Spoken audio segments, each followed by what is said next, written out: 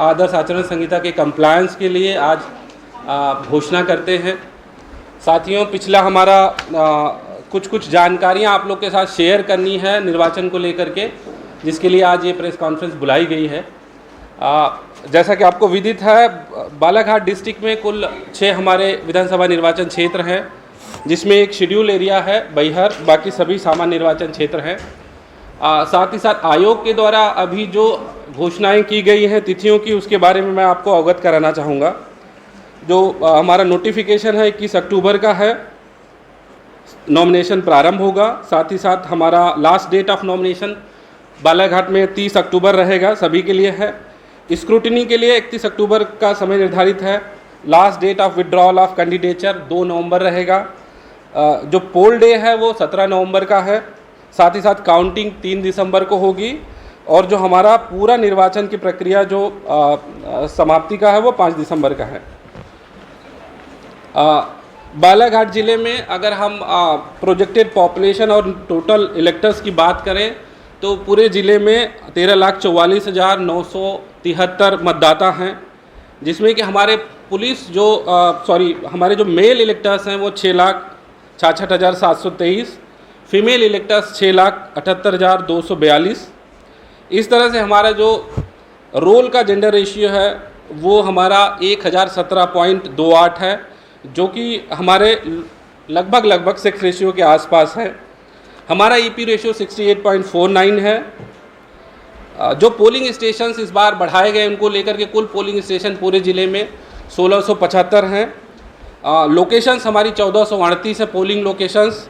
एक लोकेशन पे 2, 3, 4, एक जगह 2 जगह 5 भी हैं हमारे मतदान केंद्र।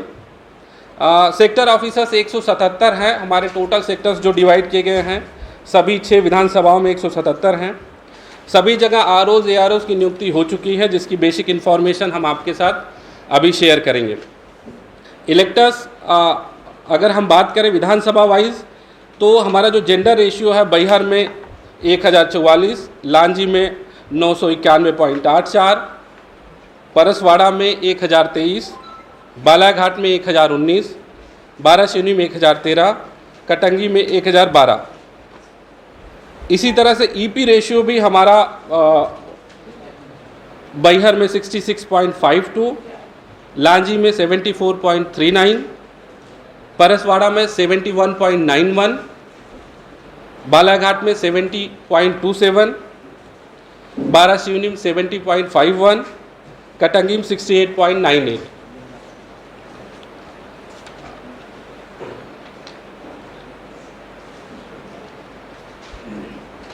घंटे 48 घंटे 72 घंटे की है। किसी भी कार्यालय से, किसी भी सार्वजनिक स्थान से या किसी भी प्राइवेट प्लेस से जो एडवर्टाइजमेंट है पॉलिटिकल, उनको हटाने के लिए हम लोग उसको स्ट्रिक्टली फॉलोअप करने के लिए प्रतिबद्ध हैं। आज से ही उन सभी पे कार्रवाइयाँ स्टार्ट हो जाएंगी।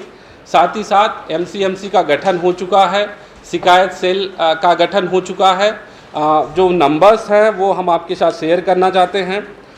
डिस्ट्रिक्ट कंट्रोल रूम का जो नंबर है 07632 कोड 299150 है। डिस्ट्रिक्ट कॉन्टैक्ट सेंटर जो हमारा डीसीसी है। साथ ही साथ सभी कॉन्स्टिट्यूंसीज़ के कॉन्टैक्ट नंबर स्क्रीन पे विजिबल हैं, मैं आप सभी पत्रकार साथियों के साथ शेयर करूंगा। इसके साथ ही साथ सभी पॉलिटिकल पार्टीज़ और जो के रिप्रेजेंटेटिव्स और हमारे आरओज एआरओज को जो भी आईटी एप्लीकेशंस हैं, सी विजिल है, शिकायत करने के लिए जो फोरम्स हैं, उनकी ट्रेनिंग हम लोगों ने दी है सभी को, और वो अब एक्टिवेट हो गए हैं। निगरानी के लिए हमारी जो टीम्स हैं उनका हम लोगों ने गठन कर लिया, उनकी ट्रेनिंग कर दी है, वो आज से स्टार्ट हो जाएंगे। सभी जगह व्यय प्रेक्षक, फ्लाइंग स्क्वाड और जो हमारी वीडियो और स्टैटिक सर्विलेंस टीम है, ये सब इनका गठन कर दिया गया है।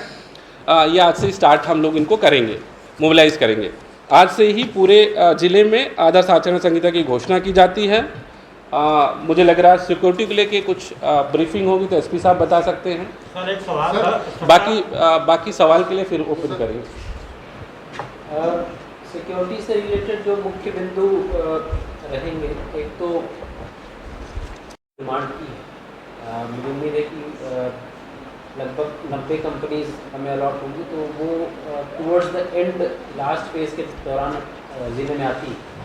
उससे पहले जो हमने नाके अलग अलग अंतर्राज्यीय नाके चिन्हित किए हैं, उन नाकों पे हमारी नाका चेकिंग ऑलरेडी आज से शुरू हो जाएगी, जो बड़े अंतर्जिला और अंतर्राज्यीय नाके हैं। साथ में अपराधियों की धरपकड़, स्थायी वारंट की तामीरी और गिरफ्तारी वारंट की तामीरी, इन सब चीज़ों पर हम लोग ऑलरेडी पिछले 2.5 महीने से काफ़ी एक्टिवली काम कर रहे हैं। आने वाले टाइम में और क्योंकि MCC लागू हो रहा है आज से, तो उसको हम लोग और एक्सपेडाइट कराएंगे।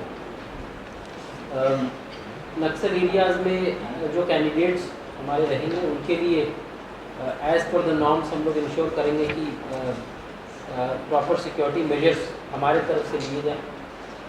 निस्संदेह चूँकि एक नक्सल प्रभावित होने के कारण थोड़ा संवेदनशील जिला है बालाघाट, तो हम लोग भी उस चीज़ को लेकर पूरी तरह से अलर्ट हैं, पुलिस भी लेकर इस बात को लेकर अलर्ट है, और बिल्कुल फेयर एंड पीसफुल इलेक्शन हम लोग कंडक्ट कराएंगे, वी आर श्योर।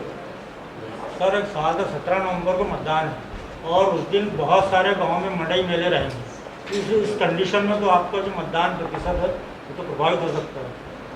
निश्चित तौर पे अगर हम निर्वाचन परसेंटेज की बात करें, बालाघाट में पिछले लोकसभा विधानसभा को देखें हम, तो एवरेज जो है स्टेट एवरेज से हम लोग 5% हमेशा से 3 से 5% ज़्यादा ही मत प्रतिशत यहाँ पर रहा है। हम लोग प्रॉपर स्वीप के माध्यम से इंश्योर कराएंगे कि हमारा पोलिंग परसेंटेज जो पिछले निर्वाचन का पोलिंग परसेंटेज उससे ज़्यादा हो। हम लोग लगातार इस संबंध में एक्टिविटीज़ करेंगे।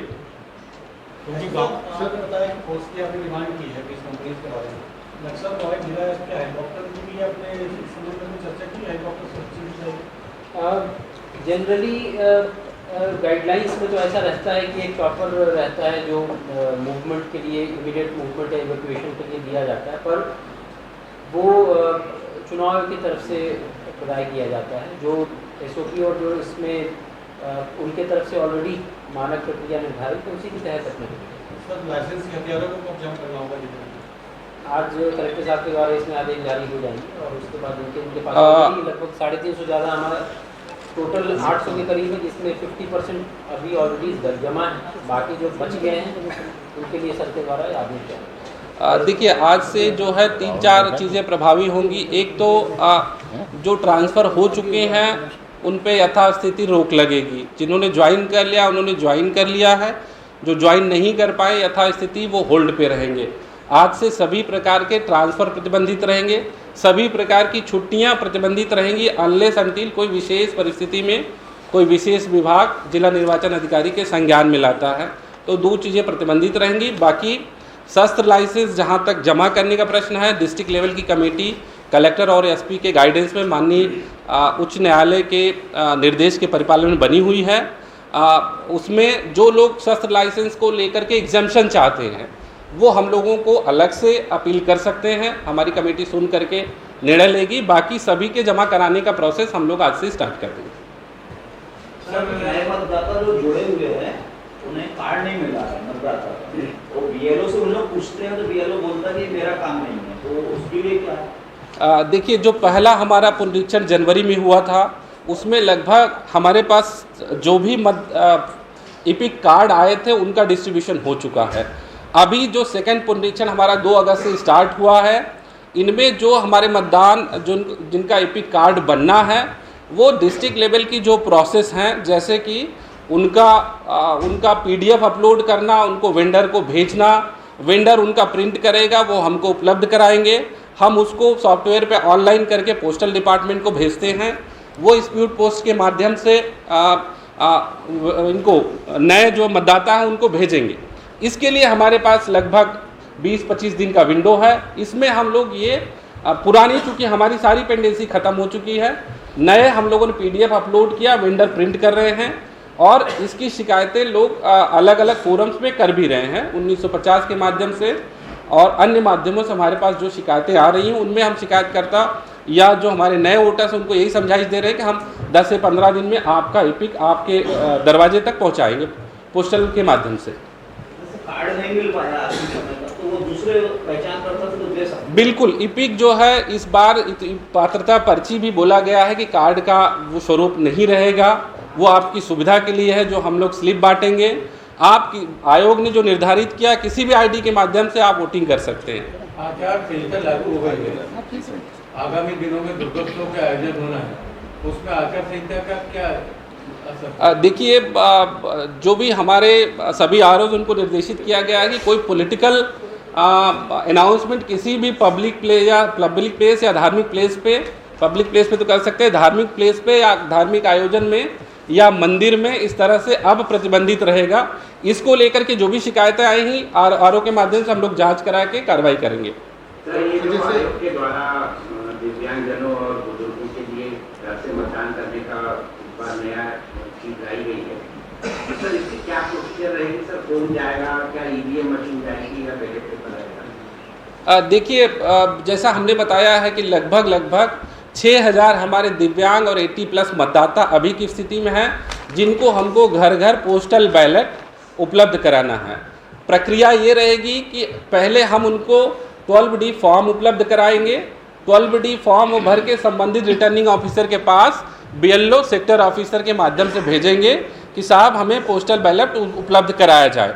हम उनके लिए अलग से सेक्टर वाइज टीम बनाएंगे, जिसमें हमारा लोकल का BLO वहाँ का रहेगा, सेक्टर ऑफिसर रहेंगे, 2 पोलिंग ऑफिसर रहेंगे और इनका एक प्रॉपर शेड्यूल जारी होगा। उनको हम 3 बार मौका देंगे, एक दिन वो घर पे नहीं मिलेंगे, हम दोबारा उनके पास जाएंगे, उसकी पूरी सूचना हम लोग पॉलिटिकल पार्टीज़ को करेंगे, पूरा शेड्यूल उनके साथ शेयर करेंगे और उसी के हिसाब से पोस्टल बैलेट हम लोग कलेक्ट करते हुए यहाँ जमा कराएंगे। अभी जैसे पॉइंट बनेंगे पुलिस के, तो कैश का कुछ मापदंड आएगा, कितना रहना चाहिए? क्योंकि पिछली बार क्या हुआ था सर, कुछ ठेकेदार लोग पेमेंट करने को कैश से ही करते जाते हैं, लेबर पेमेंट तो ज़्यादा रहता है, तो उसका कुछ गाइडलाइन है? गाइडलाइन तो 50,000 के ऊपर का रहता है हमेशा, फिक्स 50,000, 50,000 के ऊपर अगर आप कैश ले जा रहे हैं तो वो फिर आपको प्रॉपर उसके कागज़ होने चाहिए और एक स्पेसिफिक लिमिट मुझे लग रहा है शायद 10 लाख या कुछ है, एक बार चेक कर लूँगा। 10 लाख से ऊपर अगर लिमिट है तो फिर उसका हम लोग फिर DRI को इन्वॉल्व करते हैं, इनकम टैक्स को इन्वॉल्व करते हैं और वो पूरा पैसा उस समय इमीडिएट मोमेंट पे सीज होता है। बाद में जब आप आवेदन लगाएंगे विथ रेलेवेंट डॉक्यूमेंट्स तो फिर आपको वापस मिलता है। सर, ये मादक पदार्थ मंडप के वायलेशन को कोई डिजिटल माध्यम भी रहेगा? देखिए, डिजिटल माध्यम सी विजिल है। सी विजिल में आप किसी भी तरह की शिकायत फोटोग्राफ के साथ अपलोड कर सकते हैं। संबंधित फ्लाइंग स्क्वाड या RO की जिम्मेदारी रहेगी, वो 24 घंटे के अंदर उस स्पॉट पे पहुंचेंगे। अगर प्राइमा फेसी फ़ोटो देख के ही उनको लगता है कि नहीं, ये जैसे शिकायत मान लीजिए MCC वायलेशन क्या किसी अन्य माध्यम से की गई है, तो वो आप सी विजिल पे भी आप शिकायत कर सकते हैं। आप आज से ही सी विजिल ऐप लाइव हो जाएगा। इसके साथ ही साथ हमारा कॉल सेंटर है, DCC है, उसका भी नंबर हमने फ्लोट कर दिया, उस पर भी आप शिकायत कर सकते हैं। 1950 है, उस पर भी आप शिकायत कर सकते हैं। तो मतदान से 2 दिन पहले ज़्यादातर लीकर और गैस ज़्यादा डिस्ट्रीब्यूशन होता है, आप मतदान इसको लेकर क्या करिएगा? देखिए, जैसे हमारा पहली तो आयोग ने खुद तैयारी की है कि बालाघाट कॉन्स्टिट्यूंसी को और मुझे लग रहा है लांजी कॉन्स्टिट्यूंसी को एक्सपेंडिचर सेंसिटिव कॉन्स्टिट्यूंसी माना है। इसके लिए अलग से एक्सपेंडिचर ऑब्जर्वर वहाँ से आएंगे, सेपरेट दोनों कॉन्स्टिट्यूंसी के लिए। बाकी जो 4 कॉन्स्टिट्यूंसीज बचती हैं उनके लिए 2-2 कॉन्स्टिट्यूंसी पे 1 एक्सपेंडिचर ऑब्जर्वर रहेंगे। बालाघाट में हमने फ्लाइंग स्क्वाड 4 लगाई हैं, ये देखते हुए 3 के मिनिमम के निर्देश हैं, ये देखते हुए कि कुछ पॉकेट्स यहाँ सेंसिटिव हो सकते हैं, उसके लिए 4 फ्लाइंग स्क्वाड लगाई गई है। हमारा विभागों को भी निर्देश रहेगा, लास्ट के 2 दिन में पुलिस प्रशासन लगातार निगरानी और जब्ती की कार्रवाई करेंगे।